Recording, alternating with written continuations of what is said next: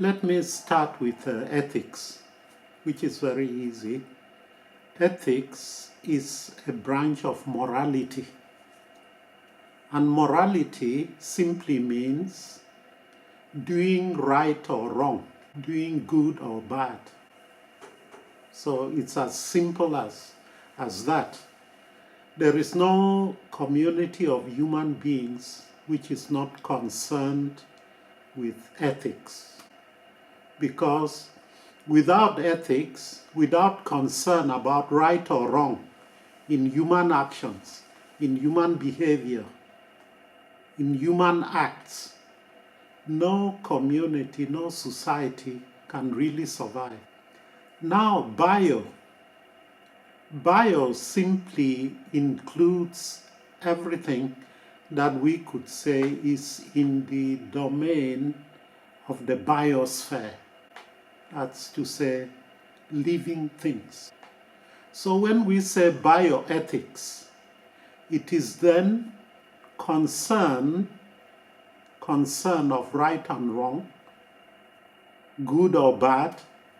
In short, moral concern about the biosphere. Amongst all these creatures which inhabit the earth, human beings are the only ones who have the power of reasoning, the power to reflect. They are the only ones who can do right or wrong in the moral sense. And human beings, therefore, because they have rationality and act on the basis of their reason, when they do wrong, it is culpable. They are responsible for the things that they do. And therefore, human beings bear the entire moral weight of the universe. Other animals, even though they share the universe with human beings, they don't have this burden. That's the only thing that makes human beings special in the world. It is that ability to act morally. And when we reflect on that, we want to set norms by which human beings should act correctly in the universe. We are doing ethics.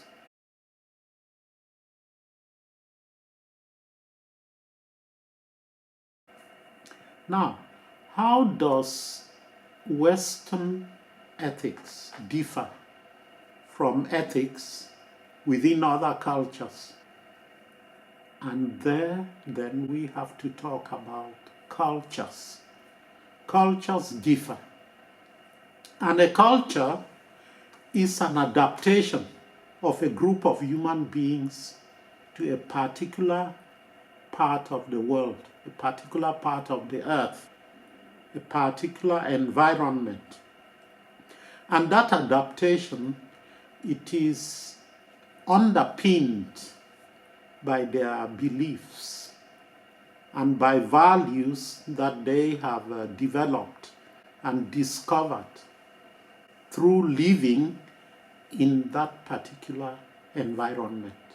So different peoples who have adapted themselves to different parts of the world, they appreciate reality in different ways from all others. And that is why their perspective on even what is wrong and what is right will be slightly different. But of course there are commonalities, because human beings, they share a lot in common. What they have in common is that they are rational beings, they reason, they have the same needs, the needs of human beings are the same, they have the same weaknesses. For instance, all human beings are fallible. They make mistakes. Therefore, there's a lot that is common amongst human beings. And when we therefore try to think of what is right or wrong in a moral sense, it will be very similar for all human beings. but the differences will come from the perspective, the pressures, that the existential pressures that you have on you. That is the sense in which we can talk about an African perspective on ethics or bioethics, a European or Western perspective.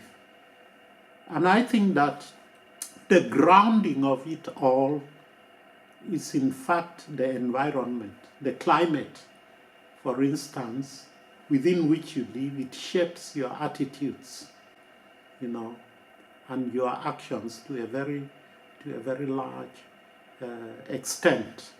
The Ubuntu conception of life, that is, seeing yourself not as an individual, but as a person in relation to other persons. And you see that your life doesn't make much meaning except in relation to others. Therefore, the human solidarity then becomes very important. Your life is meaningless to you unless as far as it is related to other human beings.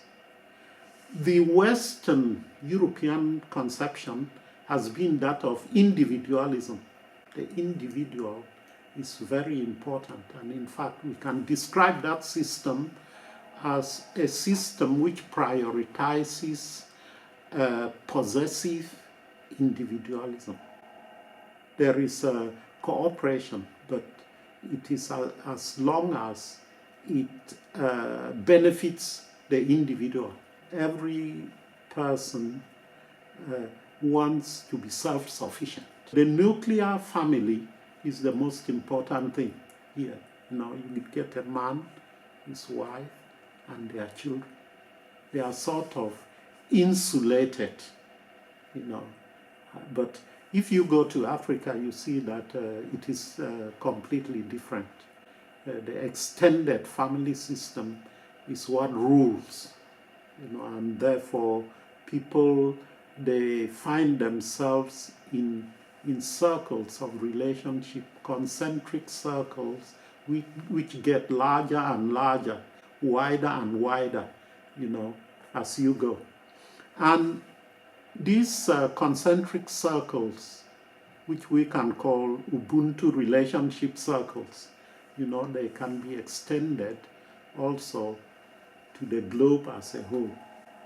Okay, so that's why I say that is a perspective that can be offered at the global level as a more rational, a better perspective from which humans can live in the same universe and share that universe, rather than a perspective where you give priority to the individual.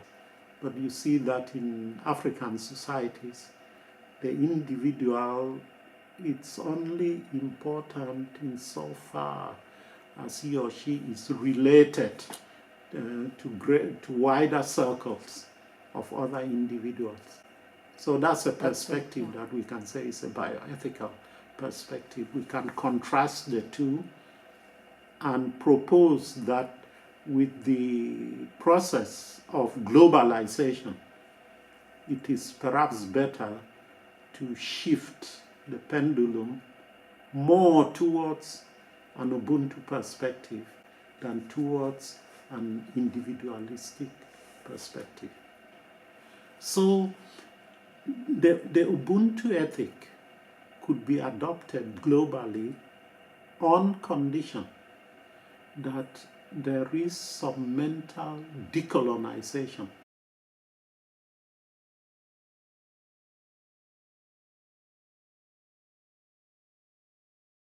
If you go to most parts of Africa, many countries of Africa, and you want to do research, you would see that the libraries are not very good.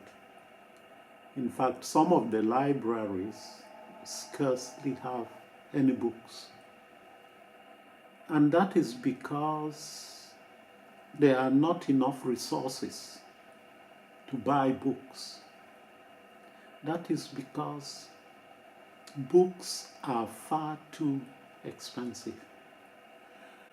I think that intellectual products, the search for knowledge, the end product of that search, which typically is published as a book, ought to be made accessible, as easily accessible to knowledge seekers as possible. This is not the case.